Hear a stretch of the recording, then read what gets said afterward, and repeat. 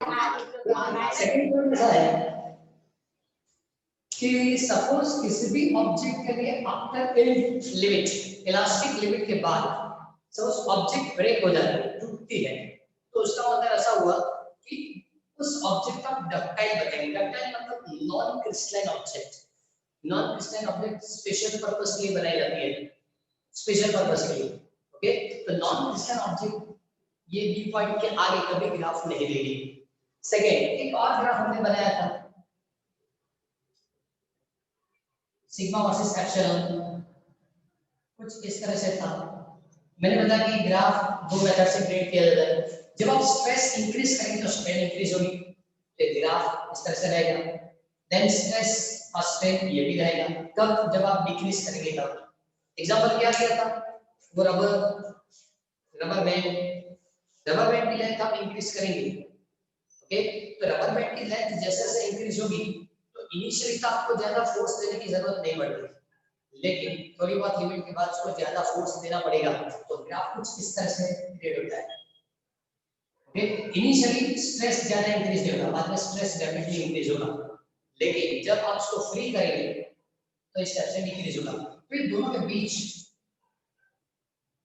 जो भी एरिया है, ये loss of energy in form of heat, in form of heat मतलब आप उसको एक्सटेंड करेंगे और बाद में फ्री करेंगे, ये दोनों के बीच में पर साइकिल कितनी एनर्जी लॉस हो जाएगी in terms of heat energy. Clear?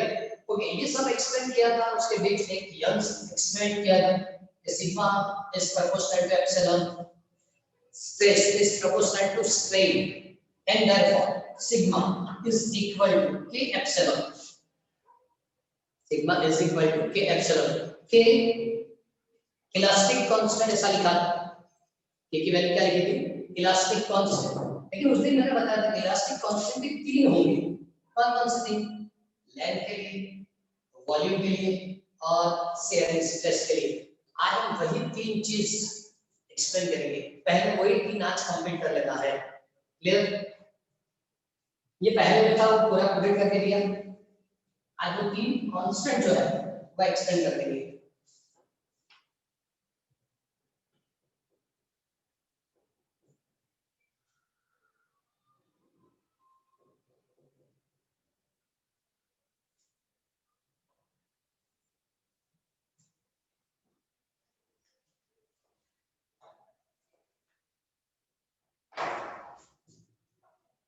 Okay, फिर से मैं यंग्स एक्सप्लेन लिख रहा हूं। यंग्स फार्मूला क्या दिया? हुक्स लॉ, जो भी sigma is equal to K epsilon. ये फार्मूला लेंथ के लिए मतलब कि suppose stress is a compressive stress is a compressive stress, तो आपको स्ट्रेन जो मिलेगी वो भी कंप्रेसिव स्ट्रेन मिलेगी। स्ट्रेन कौन सी होगी? कंप्रेसिव। तो दोनों डायरेक्टली प्रोपोर्शनल टू होंगे, तो प्रोपोर्शनलिटी कांस्टेंट क्या होगा? तो जो प्रोपोर्शनलिटी कांस्टेंट आता है उसको यंग मॉड्यूलस ऐसा बताया जाता है। इसको क्या बताया जाएगा? Young modulus. मतलब is equal to y। Suppose किसी भी ऑब्जेक्ट के आपने आउटर साइड फोर्स दिया, इसका मतलब लेंथ इंक्रीज होगा, तो यहाँ जो प्रोपोर्शनलिटी कांस्टेंट वो यंग मॉड्यूलस है। यहाँ प्रोपोर्शनलिटी कांस्टेंट क्या होगा? Young modulus. As for example कि सपोज मैंने एक वायर फिक्स सपोर्ट से रखा,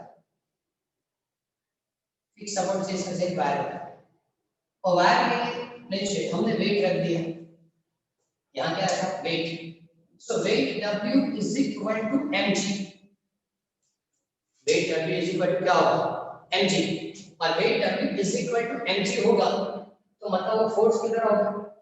अब फोर्स लगेगा तो मतलब वायर की लेंथ इंक्रीज होगी।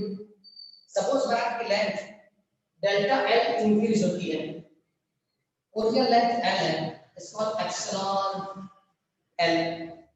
ये जो है उससे आपको sigma is equal to F upon A, mg upon A मिलेगा। ये दोनों वैल्यू इस इक्वेशन में सब्स्टिट्यूट करो, क्या लिखेंगे? Sigma is equal to mg upon A then y। Okay, delta L upon L. So now y is equal to, y मतलब Young modulus, Young's experiment से मिलता है, इसको क्या बताया जाएगा, Young modulus is equal to mgn delta L into a, m मतलब mass जो रखा गया, g acceleration to gravity, l length of a wire, delta l is the elongation and increase in length of wire, okay, or a cross sectional area of wire. So now mgl upon pi r square is area into delta l. ये Young's modulus की formula है, ये Young's modulus की formula है। ज्यादा से ज्यादा numerical in chapter number 9, okay, in chapter number 9 इसी फॉर्मूला से होगा। तीनों कांस्टेंट के लिए यही फॉर्मूला है, sigma is equal to K epsilon. लेकिन जो के है वो इलास्टिक कांस्टेंट, लेंथ के लिए इलास्टिक कांस्टेंट होता है यंग मॉड्यूलस, और ये यंग मॉड्यूलस के लिए हमने फॉर्मूला निकाला। ओके, चल एक और चीज, इस फॉर्मूला से y is equal to sigma upon epsilon. What is the unit of sigma? So newton by metre square. What is the unit of epsilon? तो unitless, dimensionless, इसका मतलब क्या होगा? यंग मॉड्यूलस के लिए यूनिट क्या होगी? Newton upon metre square. Unit क्या होगी? Newton upon metre square. And dimension formula m1 l minus 1 t minus 2। अब चेक करो कि अब तक नंबर ऑफ फिजिकल क्वांटिटी हमने पढ़ी कि जिसके लिए यूनिट और डायमेंशन फार्मूला प्रेशर के बराबर है। तो सबसे पहले तीनों स्ट्रेस के लिए यही आंसर होगा, तीनों स्ट्रेस, ओके, यही यूनिट यही डायमेंशन का फार्मूला। क्लियर? यंग मॉड्यूलस तो यही यूनिट यही डायमेंशन का फार्मूला।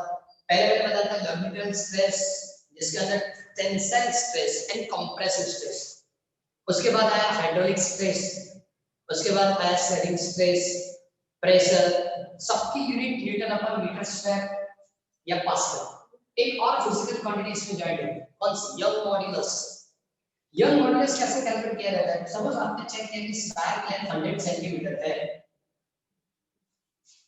जैसे जैसे आप वेट रखेंगे इसका मतलब फोर्स लगेगा, स्ट्रेस क्रिएट होगी, और स्ट्रेस से स्ट्रेन क्रिएट होगी, इसका मतलब इसकी लेंथ इंक्रीज होगी। सो ओरिजिनल लेंथ से लेंथ कितना इंक्रीज होता है वो मेजरमेंट करना है, ओके, और उस मेजरमेंट के बाद सभी वैल्यू यहां सब्स्टिट्यूट करनी है। m मतलब जो मास यहां रखा गया वो, g acceleration due to gravity, l length of wire जो ओरिजिनल लेंथ मैंने बताई 100 centimetre, pi 3.14, radius of wire is r, and delta is elongation या increase in length। सब कुछ रखने के बाद जो आंसर मिलेगा वो है young modulus of a material. पहले मैंने एक चीज एक्सप्लेन की कि हुक्स लॉ के अंदर आपको फार्मूला दी गई F = -kx।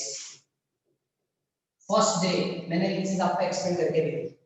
ये फोर्स है, कौन सा? रिस्टोरिंग, इंक्रीजिंग लेंथ, और k क्या लिखा है? Spring constant. k क्या होता है? Spring constant. k की वैल्यू स्प्रिंग कांस्टेंट, तो उस दिन मतलब ये इक्वेशन गलत नहीं है, लेकिन k की वैल्यू, k स्प्रिंग कांस्टेंट जो है उसकी वैल्यू गलत मतलब क्या? स्टेटमेंट गलत है। k डिपेंड ऑन मटेरियल, ऐसा आपको किसने बताया? वो स्टेटमेंट उसकी गलत हो गई, और इसलिए नया rule in elasticity, Young's law, sigma is equal to K epsilon. जहां फोर्स है वहां स्ट्रेस रखा जाएगा, जहां इंक्रीजिंग लेंथ है वहां स्ट्रेन रखेंगे। चेंज कर दो, ये f sigma equal to f by a, ये x मतलब चेंज इन लेंथ डेल्टा है, यहां क्या लिखा है? डेल्टा है, बस इतना चेंज किया गया है, इससे ज्यादा चेंज है ही नहीं। यहां भी प्रोपोर्शनलिटी कांस्टेंट है, यहां भी प्रोपोर्शनलिटी कांस्टेंट है। यहां लिखा था k depend on material, statement गलत हो गया। यहां लिखा k depend on material, statement right हो गया। अर्थ के सरफेस पे जितने भी मटेरियल है सबके लिए k की वैल्यू, चलो k छोड़ दो, यंग मॉड्यूलस की वैल्यू, क्योंकि आज इससे हमने यंग मॉड्यूलस कैलकुलेट किया। अर्थ सरफेस पे जितने भी मटेरियल है सबके लिए यंग्स मॉड्यूलस कैलकुलेट किया गया। दो मेथड्स है, फर्स्ट मेथड लेंथ इंक्रीज कर दिया, सेकंड मेथड लेंथ डिक्रीज कर दिया, ओके। दोनों मेथड से यंग्स मॉडुलस की वैल्यू इक्वल आती है। सिर्फ दो ऐसी चीज है कि जिसके लिए ये सही नहीं है, सिर्फ दो। एक तो ह्यूमन बॉडी के जो बोन्स है उसके लिए सही नहीं होती। सेकेंड, बिल्डिंग कंस्ट्रक्शन में जो कंक्रीट, वो ब्लैक पत्थर जो आता है ना, स्टोन, उसके लिए नहीं होती। दो ऐसी चीज है जिसके लिए ये इक्वेशन इक्वल नहीं मिलता, बाकी सबके लिए ये इक्वेशन राइट है। ओके, तो आज तो मेरे पास दर्पण नहीं है, मैं आपको दर्पण से नहीं बताऊंगा कौन सा क्वेश्चन है, लेकिन आप चेक करो, यंग मॉड्यूलस वाली क्वेश्चन होगी दर्पण के अंदर, यंग्स मॉड्यूलस। सर इसका दर्पण नहीं है ना? हाँ, अरे सॉरी, टेक्स्ट बुक है यार, इसके दर्पण के बाकी टेक्स्ट बुक के अंदर जैसे हमने ये ग्राफ कंप्लीट किया ना, इलास्टोमर के बाद एक छोटा सा पैराग्राफ होगा, चेक करो तो, यंग्स मॉड्यूलस। हाँ सर, वो 9.6.1। हाँ, ये छोटा सा है, वो एक बार फटाफट पढ़ लो, एक बार प्रॉपर्ली कंप्लीट कर दो।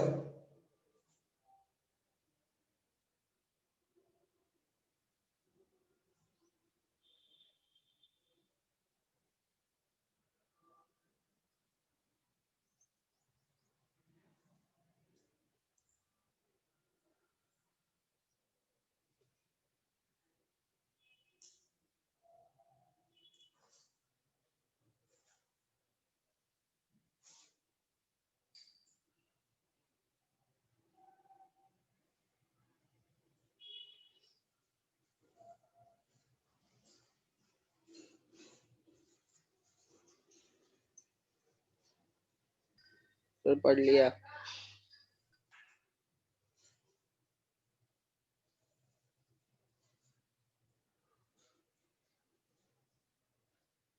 Sir just a minute,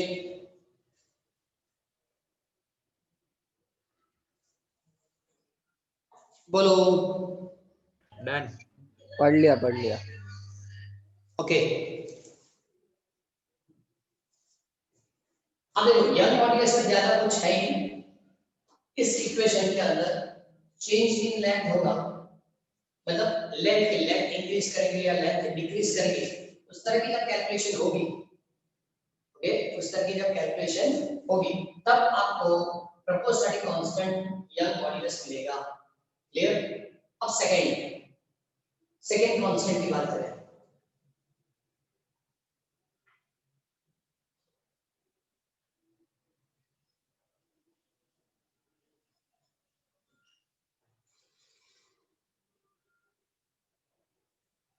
second constant bulk modulus है।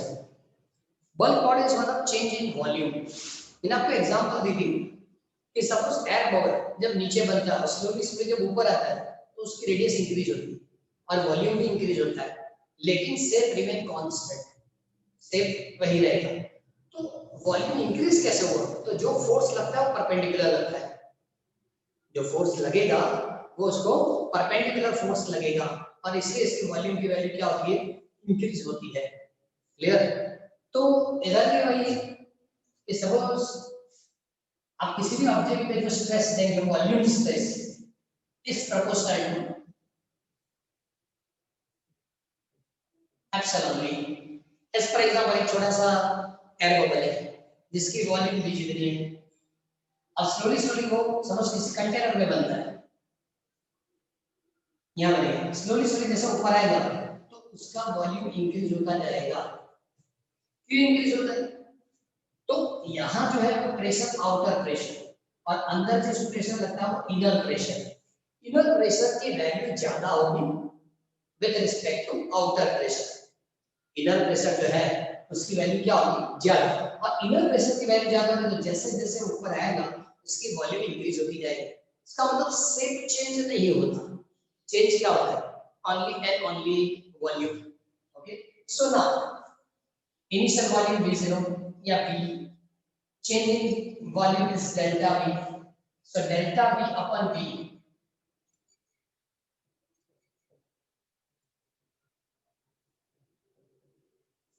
तो मैंने क्या लिखा? Sigma v।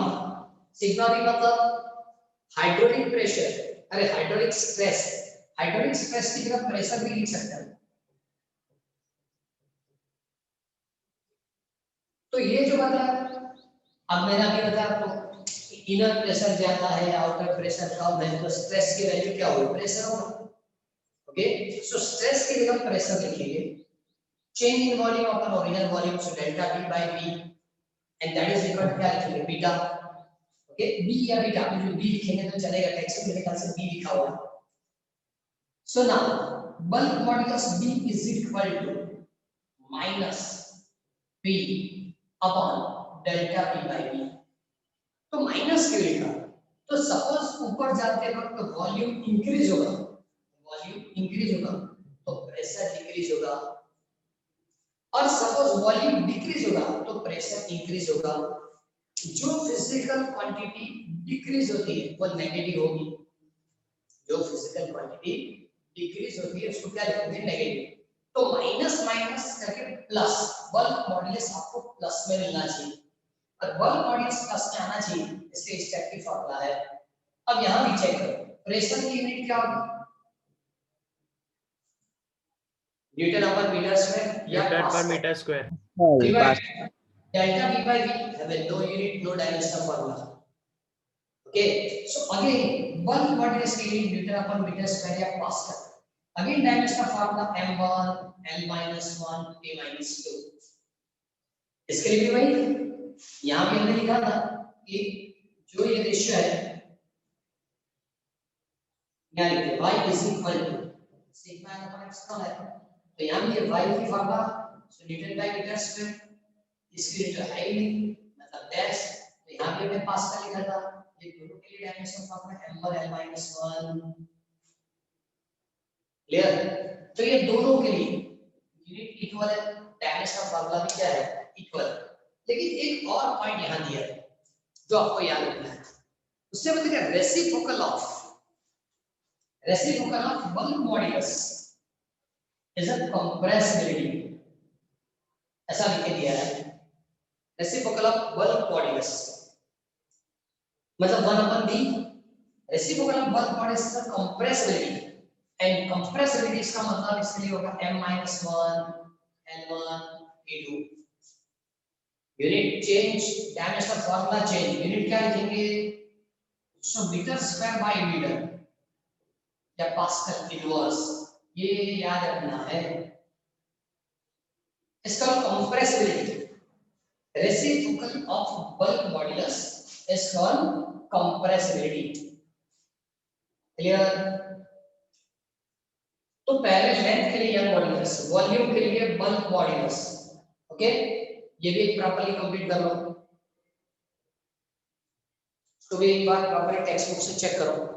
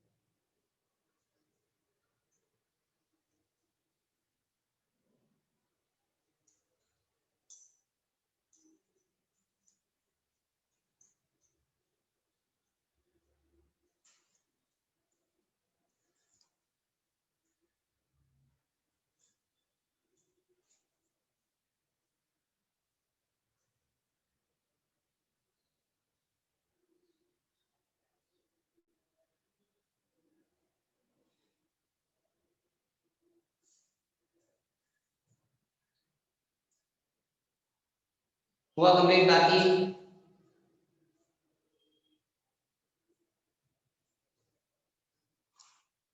टेक्स्ट में मिला bulk modulus, yes sir 9.6.4। Yes sir. Unit लिखना है, डायमेंशनल फार्मूला लिखनी है, सबके अंदर ये चीज याद रखना है। इसमें ज्यादा क्या है, compressibility, so compressibility is the reciprocal of bulk modulus. इसका मतलब बल्क मॉड्यूलस की यूनिट को reciprocal metre square by metre या pascal inverse, and therefore dimensional formula is m-1 l1 t2 करके लिखेंगे। सिर्फ एक ही ऐसी डायमेंशनल फार्मूला है पूरे चैप्टर के अंदर जो डिफर है। बाकी सबके लिए single unit single dimension formula, single unit कौन सी, newton upon metre square. Okay, या पास्कल ऐसा लिख सकते हैं। ओके, अब एक चीज और आगे कौन सा, शेयरिंग स्ट्रेस। मैंने आपको एग्जांपल दी थी उस टाइम पे कि सपोज किसी बॉक्स के ऊपर आप इस टाइप की फोर्स देंगे तो मतलब इसकी शेप चेंज हो जाएगी, इस टाइप की शेप हो जाएगी। तो जब फोर्स सरफेस को पैरेलल लगेगा, जब फोर्स सरफेस को पैरेलल लगेगा, ओके, तब जो भी स्ट्रेस प्रोड्यूस होता है उसको लिखेंगे sigma S is equal to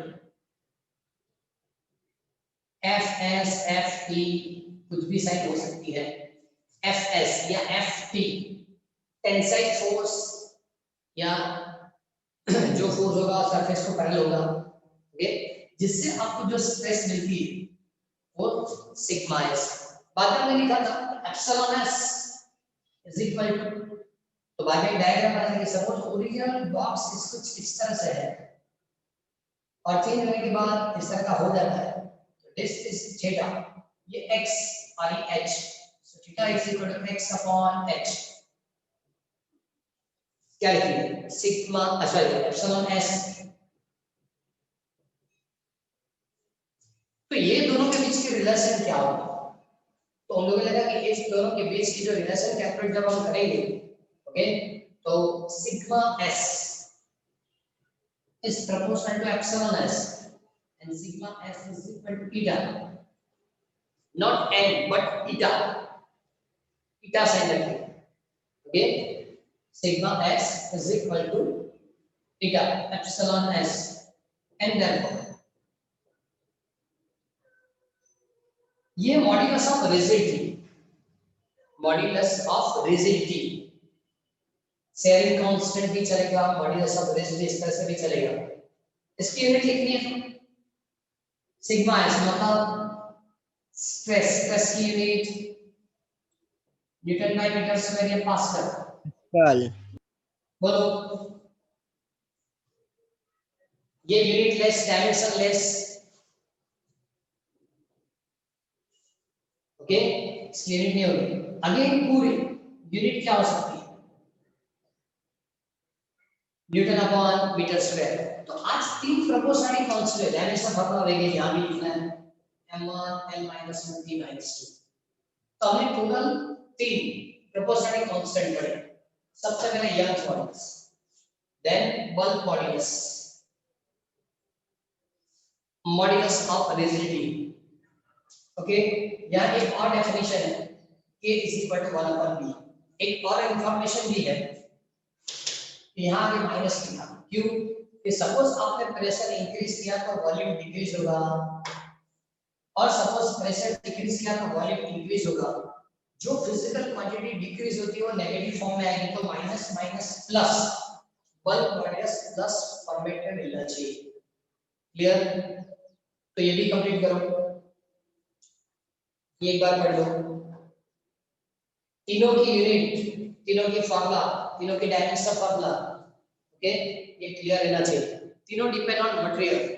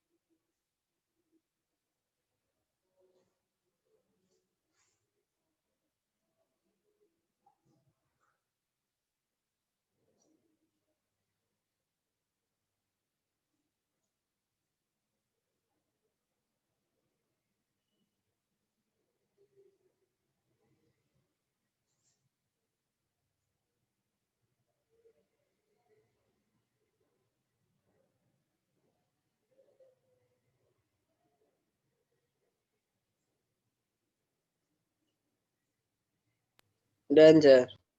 okay, अब तो ये एक चीज याद रखने वाली बात है कि जब भी ये फॉर्मेट का कैलकुलेशन आता है तो वो लोग प्रेशर डायरेक्टली भी दे सकते हैं या प्रेशर की बहुत सारी यूनिट है। केमिस्ट्री में आपने पढ़ा होगा मिलीमीटर ऑफ एचजी या एटमॉस्फेयर प्रेशर।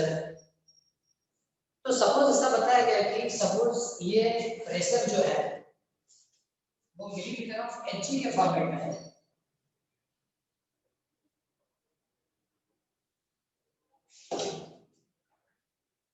ओके, सपोज बताया गया कि जो प्रेशर है वो 40 centimetre of H, millimetre 40 centimetre of H. तो उसको केमिस्ट्री में चल सकता है यूनिट, फिजिक्स में यूनिट नहीं चलेगा। फिजिक्स के अंदर इस यूनिट को आप न्यूटन अपन मीटर स्क्वायर या पास्कल में कन्वर्ट करेंगे। तो प्रेशर की formula P is equal to H rho and G, H rho and G। तो यहाँ क्या करना पड़ेगा, 40 सेंटीमीटर में 0.4 metre, density of mercury is 13.6। Sir ये डेंसिटी मतलब रो ही ना, मतलब डेंसिटी मतलब रो ना, ये रो दी है ना। रो रो डेंसिटी मतलब रो, डेंसिटी मतलब मास अपन वॉल्यूम। वो वैल्यूएशन आपको एग्जाम में कहीं भी कैलकुलेशन में दी जाएगी। तो मतलब क्या हुआ कि आपको ये वैल्यूएशन से कैलकुलेट करना है और जो प्रेशर देता हुआ ऐड करना है, क्योंकि प्रेशर की वैल्यू ऑलवेज h और g से कैलकुलेट की जाती है। h रो, जैसे फॉर्मूला चैप्टर नंबर 10 में है, ये वाली जो वैल्यूएशन है वो चैप्टर नंबर 10 में है। AP h और g से कैसे कैलकुलेशन कंप्लीट कर सकते हैं। सेकंड चीज के नंबर ऑफ क्वेश्चंस ऐसे होंगे कि जहां बस आज जो हमने कंप्लीट किया इसी फॉर्मूला से न्यूमेरिकल्स होंगे। इस चैप्टर में ज्यादा न्यूमेरिकल जो है सब इसी फॉर्मूला से। तो फॉर्मूला की लिस्ट आउट में क्या मिला, सब स्ट्रेस, स्ट्रेस तो F upon A, strain so delta L by L या डेल्टा B बाय B या X अपन H, वो सभी स्ट्रेन। और बाद में हम तीन इक्वेशन आज कंप्लीट की, Young's modulus, bulk modulus, modulus of rigidity, modulus of rigidity. Okay, तो ये तीनों कंप्लीट कर रहे हैं। अब इस चैप्टर में ज्यादा कुछ नहीं बच सकता, इस चैप्टर के अंदर ज्यादा कुछ नहीं बच सकता। जो भी मतलब पोजीशन रेशियो जो कैंसिल हो चुका है लेकिन फिर भी एक्सप्लेन कर देंगे। और सेकंड चीज वहां रखी है वो energy store, energy store plastic energy करके वो कंप्लीट करना है। ओके, तो इतना हो जाना चाहिए। आज तीन मेजरली क्वेश्चन मैं आपको आज होमवर्क वाले लिस्ट में दूंगा, लेकिन ये सब एक बार पूरा कंप्लीट कर लेना है। क्लियर सर करोगे ना इसका सेंड एक पीडीएफ? लेक्चर, दो दिन एक लेक्चर से ज्यादा आप नहीं बचेगा कि जिसके अंदर हम एज फॉर एग्जांपल वेडनेसडे, तो वेडनेसडे हमारी ये चैप्टर की थ्योरी की बात कंप्लीट हो जाएगी। ये दो तीन फॉर्मूला से ज्यादा कुछ है नहीं। तो रूटीन के अंदर इलास्टिसिटी की यूज किया है वो कंप्लीट करना है। मतलब लास्ट लेक्चर और आज हमने जितना भी कंप्लीट किया है वो चीज हमको क्लियरली याद रखना है। आज के पॉइंट में कोई डाउट? No sir. नहीं ना? No sir. क्लियर? तो आज के तीन सबसे पहले कंप्लीट कर रहे हैं, ये हो जानी चाहिए जिसके अंदर आपको बाकी सब इंफॉर्मेशन मिलेगी। ओके, पहले आज मैंने इसलिए वो कंप्लीट करके दिया, कौन सा ग्राफ जो दास इलास्टोमर वाला, बाद में stress versus strain, different type of stress, different type of strain. Okay, ये सब इंफॉर्मेशन इसलिए दी थी कि उसी को ज्यादा से ज्यादा रिपीट करना है, उसी को ज्यादा से ज्यादा रिपीट करना है, उससे ही काम कंप्लीट करना पड़ेगा। क्लियर? तो आज ज्यादा नहीं लेंगे, आज के लिए सेटअप में थोड़ा प्रॉब्लम गया है, नेक्स्ट टाइम मे बी। आज साउंड में प्रॉब्लम आई कि वीडियो में? सर वीडियो तो बराबर हो गया, फिर वो साउंड है ना थोड़ा समझ तो पड़ता है, पर क्या है कि कोई एकदम दूर से बोल रहा हो, अच्छे से आवाज नहीं आ रहा हो ऐसा। ओके ओके, माइक के Echo आ बाद रहा है। पूरा क्या हो वो रहा है? मतलब रूम खुला है ना इसलिए एको हो रहा है। है। हाँ और हाँ, सर हाँ। ये बीच बीच में ये जो लिखा है ना उस पर रिफ्लेक्शन आ गया तो कुछ पता भी नहीं चल रहा है।